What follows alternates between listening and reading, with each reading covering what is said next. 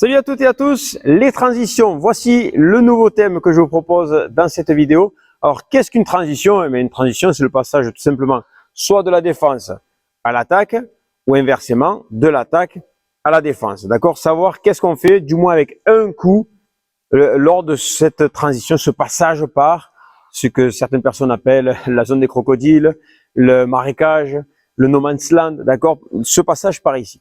Qu'est-ce qu'on va pouvoir faire? Alors, on va commencer tout d'abord avec la première partie depuis l'attaque. Donc, nous sommes postés au filet et on se fait repousser par les adversaires en fond de piste. Il y a deux cas de figure. Il y a le premier cas de figure où, par exemple, on prendrait un lob, d'accord? On doit repartir au fond de piste et la balle rebondit. Alors, je vais prendre des balles, ça sera peut-être plus simple. Donc, on prend un lob, la balle elle arrive ici en fond de piste et elle rebondit dans le coin. Difficile pour moi à négocier, d'accord? Donc, il faut accepter que les adversaires ont bien joué. Donc, j'arrive ici en défense. Alors là, je ne peux plus la défendre, mais on va imaginer, hop, c'est compliqué.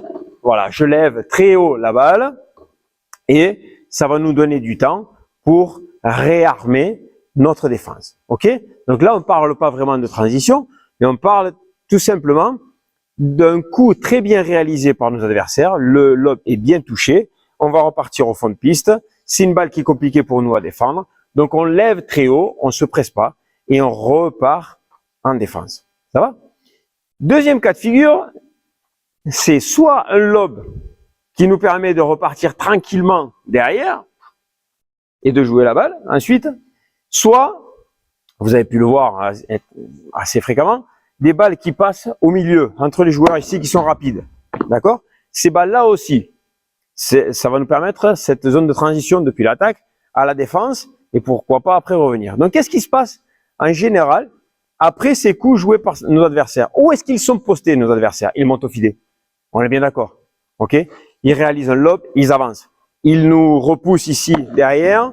Qu'est-ce qu'ils font? Ils avancent au filet.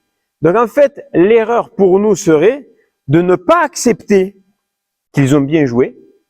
OK? Et admettons, cette balle qui arrive rapidement au milieu ici, qu'est-ce que je fais? Eh bien, je la joue ici, à mi-hauteur, où je tente un lob. D'accord?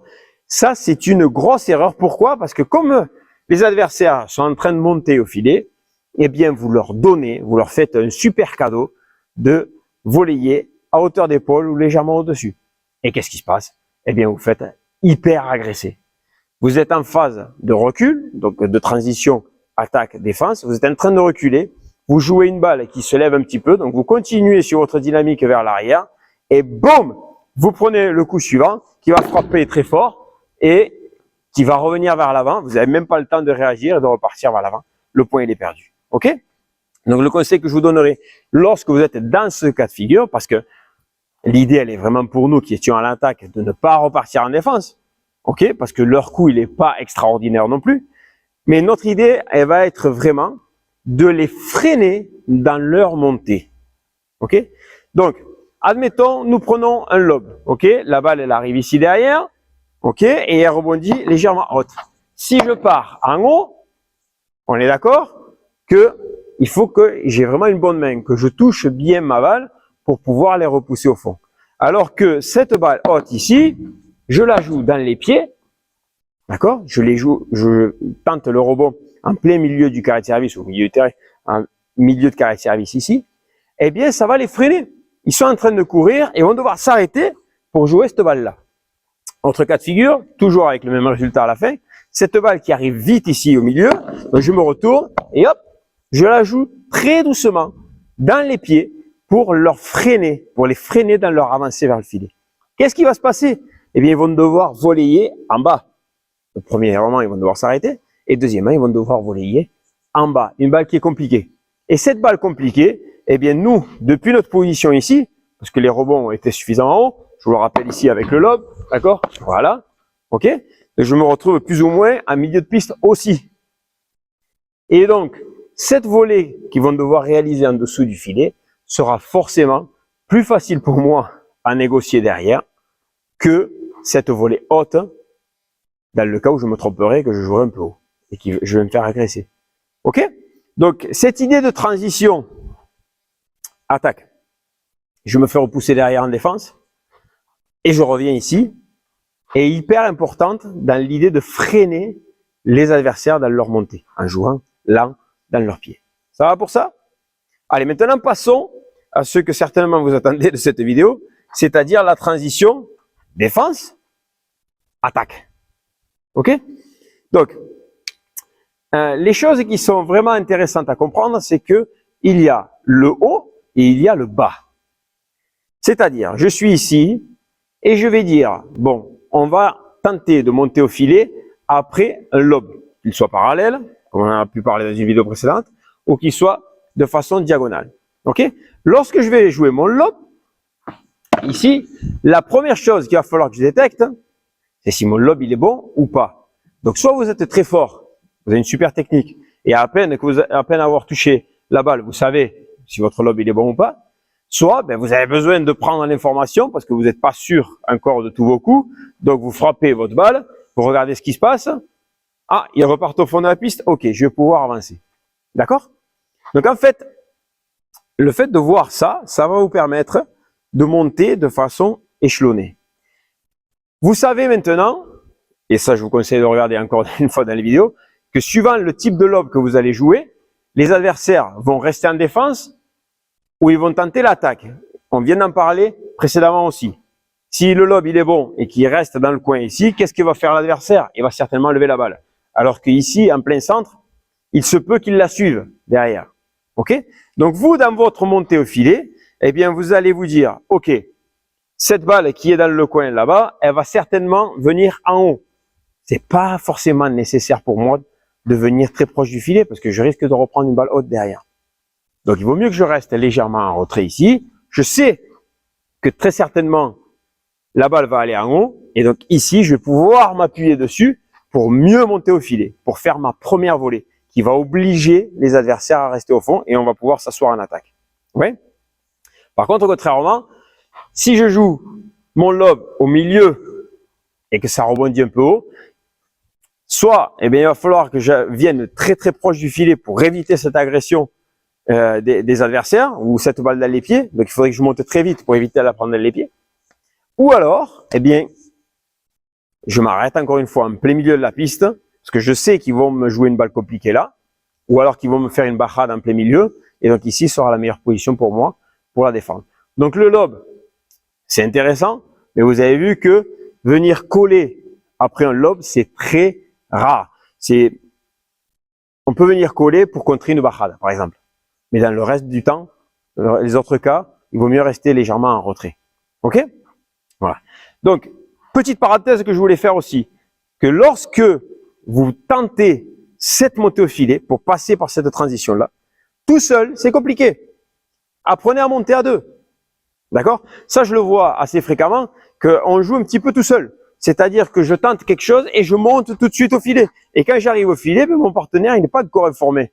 Il a du temps. Il a besoin de temps pour prendre l'info. D'accord? Donc, si ça fait longtemps qu'on joue ensemble, ok, il a compris. Mais si ça fait pas longtemps qu'on joue ensemble, il me voit partir vers l'avant, j'arrive au filet et monte. Et donc, qu'est-ce qui se passe en face? Ils vont jouer sur le joueur qui est le plus au fond. Ok? Voilà. Donc après, bon, forcément, peut-être il va jouer un coup qui va permettre de monter aussi. Enfin, bon, bref, tout ça. Mais pensez en premier lieu, dès que vous allez monter au filet, notamment après un lob, que ce que je viens de parler maintenant, notamment après un lob, de se dire, allez, viens, on monte ensemble. D'accord? Et on avance à deux. Comme ça, on peut mettre la pression sur les adversaires. Ça va? Voilà. Donc, maintenant, les balles que je joue en haut, mais que les adversaires vont jouer en balle haute. Que ce soit avec un smash, que ce soit avec une bandeja, que ce soit avec une vibora. Ok? Donc ça, c'est le jeu moderne. C'est-à-dire qu'il y a quelques années, les joueurs faisaient travailler en haut, en bas, des lobes, etc. et ne montaient au filet que lorsque c'était vraiment clair. Aujourd'hui, et notamment sur la partie nord de l'Europe, on aime bien que le jeu soit rapide. Et donc, en fait, on se fatigue, forcément, puisque on vient au filet, on repart. On vient au filet, on repart. Donc, cette zone de transition, elle est beaucoup plus utilisée qu'avant. On se fatigue un peu plus. Mais c'est ce qui fait un peu la beauté du jeu moderne. Donc, c'est de venir mettre la pression sur cette balle haute proposée pour les adversaires. Ok? Donc, en fait, je ne cherche pas le lob, je cherche justement à obliger l'adversaire à réaliser une bandeja ou une vibora, mais je viens tout de suite, juste après avoir impacté ma balle, je vais le refaire. Donc je suis ici, d'accord, et tout de suite après, hop, je viens mettre la pression ici pour l'obliger à jouer une bandeja compliquée. Ok?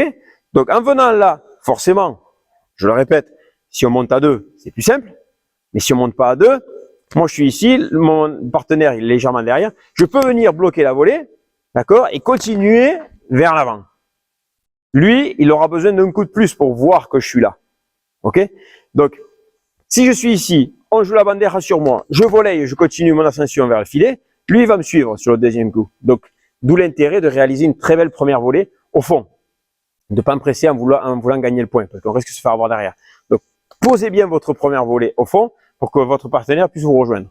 Mais dans le cas où je réalise, je vais reprendre, je suis ici, donc même cas de figure, hein.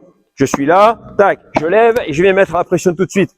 Les adversaires s'en rendent compte, ils jouent parallèle. Ne pensez pas que vous êtes mal placé, que vous allez perdre le jeu. Restez là, attendez un coup de plus, laissez jouer votre partenaire, laissez-le faire parce qu'il vous voit devant. Donc en fait, qu'est-ce qu'il va faire lui? Il va très certainement tenter un coup et il va pouvoir vous rejoindre. Ok? Si malheureusement, il ne réalise pas un bon coup, vous êtes ici, c'est pas grave, vous repartez derrière. Mais au moins, laissez-le jouer ce coup-là. Vous avez toujours besoin d'un coup de plus pour pouvoir confirmer votre montée au filet ou au contraire repartir en défense. Ça va? Donc là, on était sur ces bandejas, sur ces ballottes, ces smash, etc. que vous proposez aux adversaires et vous venez mettre la pression tout de suite. Ok? Restez derrière, oui, c'est faisable, mais c'est pas le thème de la vidéo aujourd'hui. Donc aujourd'hui, nous avons pensé à mettre la pression, à monter au filet après chaque coup que nous allons jouer. Et enfin, on arrive avec toutes ces sorties de vitres. Les sorties de vitres et surtout les balles basses, les chiquitas. Ok? Ça, c'est vraiment les coups que je vous conseille vraiment d'utiliser un maximum pour utiliser cette zone de transition défense-attaque. Défense-attaque. Ok? Donc à vous de voir, suivant votre état physique, suivant votre technique, etc., si il vaut mieux venir plus proche du filet ou justement rester un peu en retrait. Ok? Donc n'hésitez pas à vraiment faire ça. Je sais qu'il y a des personnes qui sont très rapides, d'accord? Et des personnes qui ont besoin d'un peu plus de temps. Mais ça ne vous empêche pas de mettre la pression et de jouer dans la zone de transition. D'accord? Donc on est ici, vous avez une balle qui arrive, je vais jouer ma chiquita, hop, je monte au filet, voilà, et je vais mettre la pression tout de suite. Donc je peux arriver peut-être un peu plus loin. J'ai une balle en sortie de vitre, et hop, je la joue là, je m'arrête là. Je suis déjà en zone de transition en train de mettre la pression sur l'équipe adverse. Donc plus loin, moins loin, plus de pression, moins de pression, ça c'est à vous de voir. Mais une chose est sûre, c'est que si nous sommes en osmose avec mon partenaire ici, il va me suivre. Ok? Donc on va pouvoir monter très vite. J'ai beaucoup de contrôle, admettons, avec mon revers en sortie de vitre. Eh bien, j'ai une balle qui arrive et qui rebondit au milieu. Je vais annoncer à mon partenaire, ou même il est tellement habitué ce sera même pas la peine de l'annoncer. Donc on va monter très vite au filet. Un exemple, on est ici, sortie vite là, on y va, on monte, et on va pouvoir venir voler très vite, tous les deux, très proches du filet pour mettre la pression sur les adversaires. D'accord?